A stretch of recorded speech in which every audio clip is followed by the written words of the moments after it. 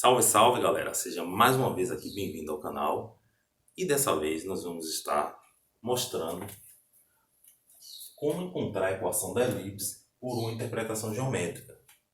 Então, gente, é muito bacana, né, quando a gente tem uma visão geométrica das coisas.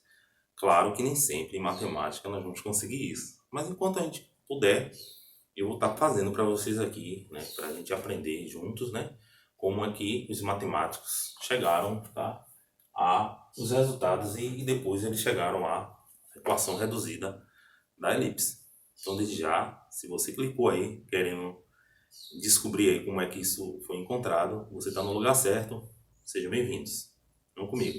Gente, temos aqui uma elipse, mas antes de eu conversar sobre a elipse, existem alguns conceitos importantes que eu gostaria de trazer para vocês. Diria aí os conceitos ainda aqui necessários para o entendimento de situações que acontecem aqui. Tá? O primeiro conceito seria o conceito em R na reta real, tá? No espaço unidimensional, e o segundo conceito seria o conceito em R2 no espaço aí bidimensional. Tá? Ok, o primeiro conceito, tá, em R, eu quero trazer o conceito de segmento orientado, que nada mais é que uma semi-reta, né, que tem uma direção, né, tem um sentido, né, e tem um valor, né, um valor expresso. Tá?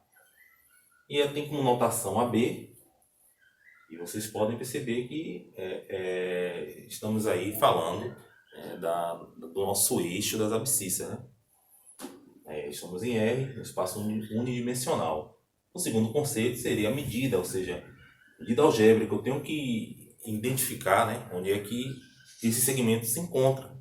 Eu tenho que expressar ele de alguma forma. Como ele está no eixo das abscissas, então a gente expressa ele da seguinte forma. Tá? Essa notação é a abscissa do ponto A e a abscissa do ponto B. Aqui nós temos a origem, né, e extremidade. Né? Nosso ponto A aqui é a origem, o nosso ponto B aqui é a extremidade desse segmento. Então ele é representado de que forma? Né? A abscissa do ponto B menos a abscissa do ponto A. Essa é uma forma de a gente expressar ele aí no eixo das abscissas. O terceiro conceito em R, tá? Seria o conceito de módulo de um vetor real, de um número real. O módulo de um número real vai me dar um valor. Esse valor precisa ser um valor positivo, tá, gente? Porque quando a gente fala em módulo, a gente fala de distância. Né? E distância, né? A gente não representa a distância com valores numéricos negativos. Né? Não faz nenhum sentido. Então, a gente representa como um módulo, ok? Mas o cálculo, né, a ideia é como medida algébrica também. Né? É a extremidade menos a origem. Né? Então, nós temos aqui, né, a abscissa do ponto B menos a abscissa do ponto A. Né? Mas se esse segmento orientado estiver no sentido oposto, né, não muda nada. Né? A origem aqui, né, é a abscissa do ponto A, a abscissa do ponto B continua. Né? Então a gente faz também, né, extremidade menos origem. A abscissa do ponto B menos a abscissa do ponto A, né, dado como distância em módulo. Não muda. Né? Mesmo que o sentido desse segmento for invertido, a gente não vai mudar não. Continua o mesmo. O quarto conceito em R seria o conceito de vetor. E aqui eu chamo a atenção de vocês. Né? A história diz, né, que a ideia mesmo, né, de vetor foi através desse cientista aqui, Flamengo S. Steven, em 1586, no século XVI. Esse cientista é físico no laboratório de engenharia mecânica, fazendo lá as suas pesquisas. Né? Ele acaba identificando que existiam duas forças ali relacionadas naquele estudo, naquele fenômeno ali. E apareciam duas forças e ele ficava procurando, né? Ele acabou encontrando, né, uma forma de expressar essas duas forças através do vetor. E aí aparece a primeira ideia de vetor em 1586 através desse cientista, né? Para expressar duas forças existentes ali, né, naquele experimento que ele estava fazendo. A matemática, ela, através do segmento orientado, abraça essa ideia de vetor. Tanto é que a definição aí depois, né, que eu não sei em que época da história, mas a definição de vetor diz que é um conjunto, nada mais é que um conjunto de segmentos equipolentes, né? Ou seja, segmentos orientados equipolentes, mesma direção, sentido e modo. Então acaba que a notação é bem parecida, tá? E a expressão, como você acaba expressando ele, B menos A, extremidade menos origem, é bem parecida também quando a gente expressa aqui na medida algébrica um segmento orientado. Então há uma familiaridade tão grande e a geometria analítica hoje trabalha com as duas ideias, né? As duas ideias juntas aí, a ideia de vetor. Eu achei bacana trazer a ideia de vetor para a gente falar aqui sobre os catetos do triângulo retângulo que aparece aqui na figura. Já já a gente vai bater um papo sobre eles. Agora, o quinto e o último conceito em R seria, né, soma de um ponto com um vetor. Ou seja, a ideia de vetor também a gente consegue somar um ponto com um vetor, né? Legal, bacana. Porque a ideia diz o seguinte, né? Para você tem aqui, tá? Um vetor V, né? A origem A, a extremidade B, que eu quero somar esse ponto A com esse vetor. Aí eu faço A, né? Mais, né? O A aqui é um ponto. A mais o vetor é igual a B, sua extremidade. Quando a gente isola o vetor, a gente tem o quê? A representação dele, B menos A. E se esse vetor tiver também, né, com o seu sentido invertido, ele leva aqui o sinal negativo, né, para informar que esse vetor está no sentido oposto, invertido. É a mesma coisa, né, o ponto A continua quando você soma A mais, né, esse vetor invertido da B. Então, logo esse vetor invertido, esse B menos A, não muda também, né, na sua ideia, na sua representação. Então, gente, esses são os conceitos em R, tá? E agora eu convido vocês para a gente agora entrar no conceito, tá, do R2. Agora que nós estamos no plano, estamos aí no plano e em homenagem aí ao matemático Descartes, nós utilizamos aí, tá, o plano cartesiano, né, vem do grande matemático Descartes. Dentro do plano cartesiano, esse vetor, gente, ele precisa ser localizado, ou seja, nós precisamos, né, dar informações, né, de localização dele. Onde é que ele está localizado nesse momento dentro do plano cartesiano? Então, o plano cartesiano faz uso de pares ordenados, né, que são nada mais que coordenadas cartesianas. Quais são as coordenadas desse vetor? Como é que ele é expresso? Qual é a localização dele? São essas perguntas, né, que devem ser feitas e é isso que nós vamos estar fazendo aqui. Né? Qual é a localização? Né? Esse vetor, né, tem dois pontos, como acabamos de ver lá, né? Ponto A e ponto B. Só que por eles estarem, tá, no plano cartesiano, eles vão ter coordenadas cartesianas e pares ordenados. Tá? Então a gente representa ele, né? É como se nós fizéssemos a ideia aqui, tá? De abscissa do ponto B menos a abscissa do ponto A, só que aqui em uma dimensão. O que a gente faz para uma dimensão aqui, lá a gente vai ter que fazer para dois pares, que agora a gente vai estar trabalhando com pares ordenados. Então a ideia é como se fosse B menos A. Aí a gente faz o seguinte, vai representar ele. Partindo aqui, né, da extremidade menos origem, x2, tá? Menos y2. x2 menos y2. Para saber aqui a origem, x1 menos y1. Né? Logo, a gente tem aí a localização dele aí através das coordenadas cartesianas. Já visto que eu não tinha falado antes, né? E os pontos também dele, da origem x1, y1, esse ponto aqui, x2, y2, que é o ponto B, ou seja, ponto A é expresso dessa forma, ponto B é expresso dessa. E logo na localização, eu utilizo a definição lá, né, de extremidade menos a origem, nós temos aí a localização desse vetor no plano cartesiano. Primeiro conceito, tá? Que nós vamos ter em R2, que eu achei interessante trazer para vocês, é o conceito de módulo de um vetor. Tá? Só lembrando que módulo, a gente traz a ideia de distância, né? Vai ser sempre extremidade menos origem, só que aqui a gente trabalha em uma dimensão, na reta. Aqui a história é diferente, gente. Porque, vejam só, em busca de representar esse vetor, né, ou mostrar onde é que ele está localizado no momento no plano cartesiano, a gente vai atrás, né, das coordenadas cartesianas e naturalmente aparece aqui o quê? Um triângulo retângulo, gente. Eu não tive a intenção de desenhar esse triângulo retângulo. Ele aparece quando eu começo a descobrir as coordenadas cartesianas, isso é natural. E aparecendo ele, eu tenho que respeitar quem? O grande cientista Pitágoras. É o nosso cientista Pitágoras. Então ele tem um teorema que garante que o tamanho, quando a gente está falando em módulo, a gente fala em distância. Quando a gente fala em distância, em valor, comprimento, é tudo a mesma coisa. E quando o Pitágoras chega à conclusão, né, que você encontra a hipotenusa desse triângulo retângulo da seguinte forma: o quadrado da hipotenusa é igual à soma, né, do quadrado dos catetos. Então, a gente agora, né, saber o valor de módulo, né, desse tamanho, desse vetor, a gente respeita Pitágoras aqui, ok? Então, essa ideia de módulo para o R2, ela muda um pouco por conta de aparecer aí o triângulo retângulo. E o segundo e último conceito aí de R2 é justamente a distância que nós acabamos de falar, né? Que módulo é distância. Agora, desse vetor aqui, dessa figura, como é que a gente vai calcular ele, né? Primeiramente, eu preciso de informações desse cateto e informações desse cateto, ou seja, informações da abscissa e informações da ordenada. Como se fosse na reta, a informação, né, das nossas abscissas, a abscissa do ponto B menos a abscissa do ponto A. A gente traz essa ideia para cá. Ó.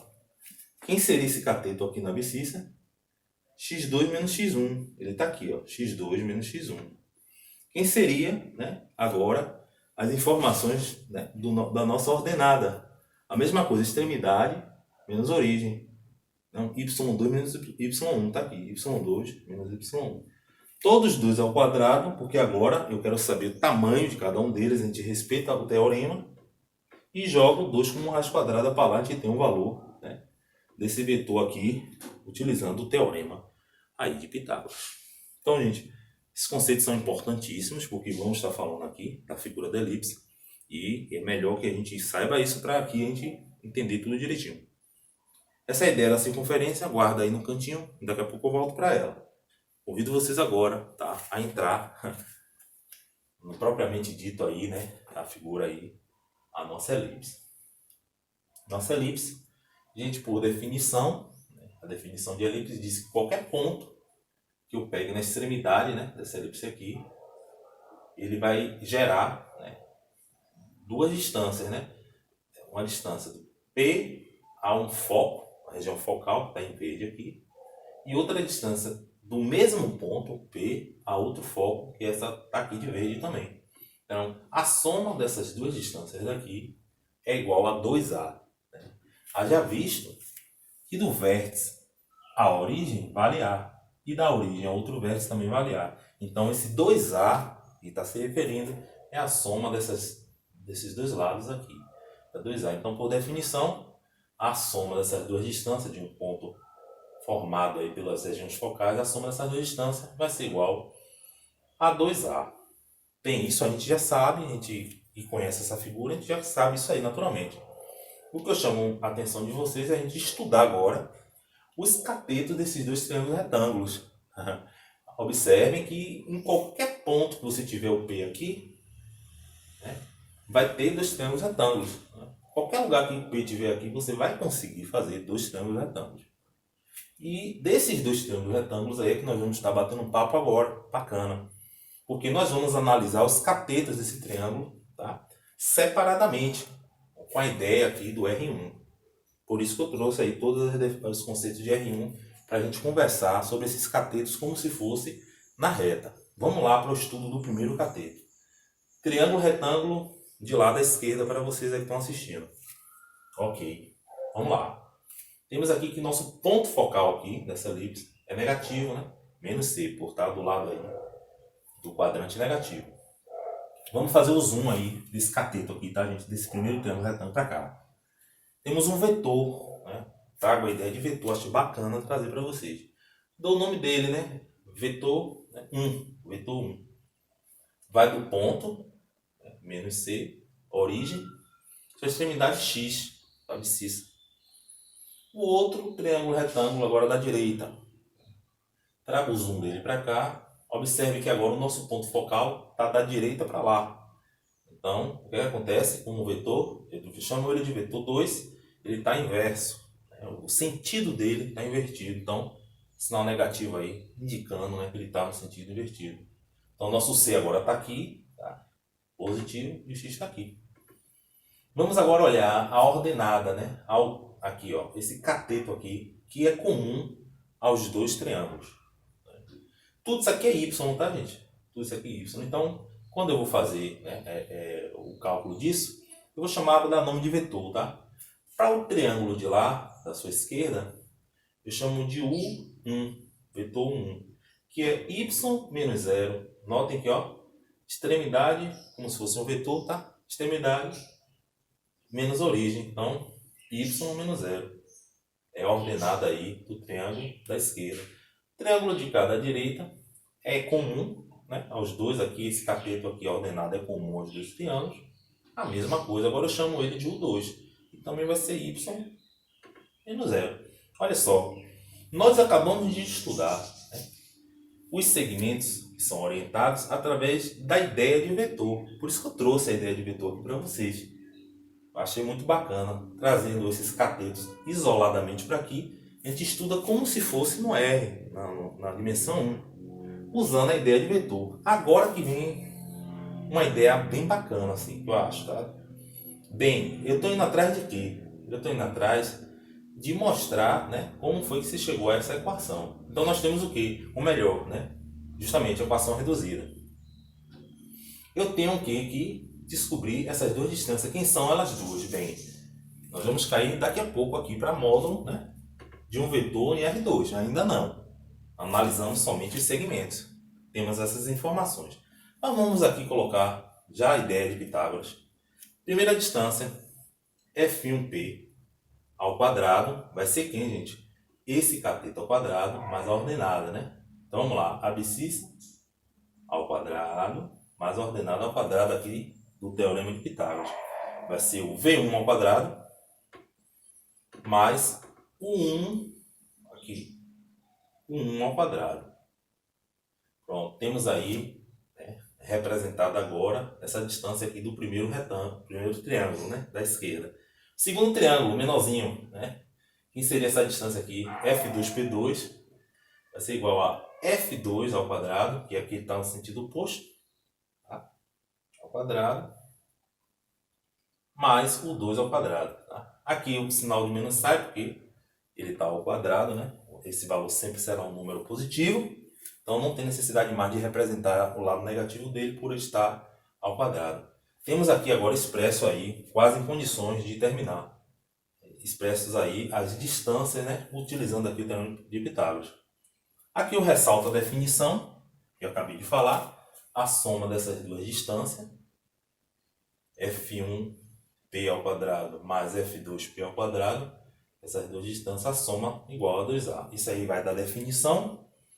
E por fim, gente, estamos finalizando, né? Estamos acabando aí, porque o que vai nos restar agora, tá, é expressar F1P ao quadrado, que são vetor 1, vetor U1, depois F2P ao quadrado, vetor 2, U2, substituir agora esses valores que nós encontramos respectivamente, tá, nesses vetores.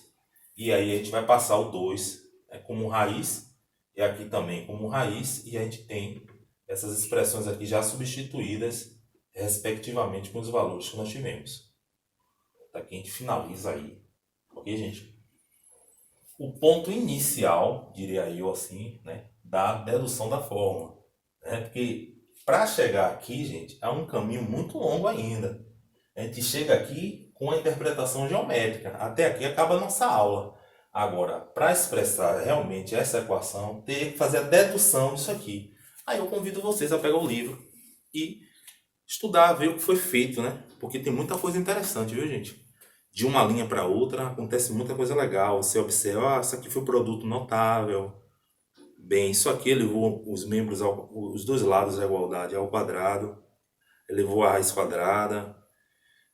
Dividiu todo mundo por 4, por A. Essas coisas é bacana você ter essa sacada. Isso desenvolve o nosso raciocínio matemático. Então pega o livro, veja lá, são várias linhas, né? Vários cálculos. É um trabalhinho bom, mas é legal. Aí depois, no final de tudo, você chega aí, a equação reduzida da elipse. Só lembrando que esse passo daqui para aqui já é a dedução da fórmula, tá? Até aqui nossa aula foi uma interpretação geométrica.